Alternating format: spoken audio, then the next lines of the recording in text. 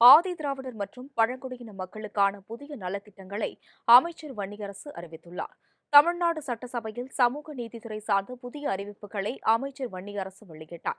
அதன்படி சினிமாவில் ஆர்வமுள்ள ஆதி திராவிடர் மற்றும் பழங்குடியினர் மாணவர்கள் தனியார் பயிற்சி மையங்களுக்கு அதிக பணம் செலுத்தி செல்ல வேண்டிய நிலையை தவிர்க்கும் வகையில் சென்னையில் கலை பட்டறைகள் மற்றும் நவீன கலைத்திறன் பயிற்சி வழங்கும் பயிற்சி மையம் அமைக்கப்படும் என தெரிவிக்கப்பட்டுள்ளது. பழங்குடியின இளைஞர்களை கலைத்திறனில் ஊக்குவிக்க கலை பட்டறை மூலம் நவீன கலைத்திறன் பயிற்சி வழங்கப்படும். இன்றைக்கு நிறைய சினிமாவில் செல்லக்கூடியவர்கள் நிறைய இங்க இருக்க தனியார் பயிற்சி மையங்களுக்கு, கூத்துப்பட்டறை போன்ற பயிற்சி மையங்களுக்கு செல்கிறார்கள். அங்கே நிறைய பணம் தேவைப்படுகிறது. சினிமாவில் ஆர்வம் உள்ளவர்கள் அந்த மாதிரியான செயல்பாட்டை மேற்கொள்கிறார்கள்.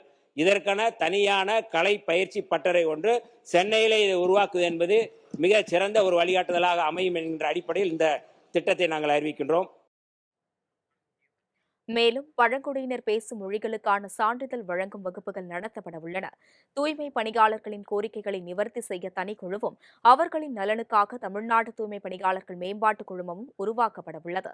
தொடர்ந்து ஆதி திராவிடர் மற்றும் பழங்குடியினர் தொழில் முனைவோர்கள் வணிகத் துறையில் அதிகம் பங்கேற்கும் வகையில் புதிய தொழில் முனைவோர் வாய்ப்பு திட்டமும் செயல்படுத்தப்பட உள்ளது. மொழிகள் குறித்த சான்றிதழ் வகுப்புகள் நடத்தப்படும். பழங்குடியினர் மக்களுக்கான அவர்கள் பேசக்கூடிய மொழிகள் குறித்த சான்றிதழ் வழங்கப்படும்.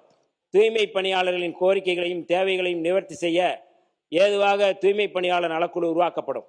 வணிக வங்கிகளின் புரிந்துணர்வு ஒப்பந்தம் மேற்கொண்டு ஆதி திராவிடர் மற்றும் பழங்குடியினருக்கான கடன் வசதி எளிதில் கிடைக்க நடவடிக்கை மேற்கொள்ளப்படும். இது நீண்டகாலமான கோரிக்கை. இந்த கோரிக்கை இந்த அவையிலே எளிதாக கடன் வழங்குவதற்கான வசதிகளை ஏற்பாடு செய்ய அறிவிக்கிறோம்.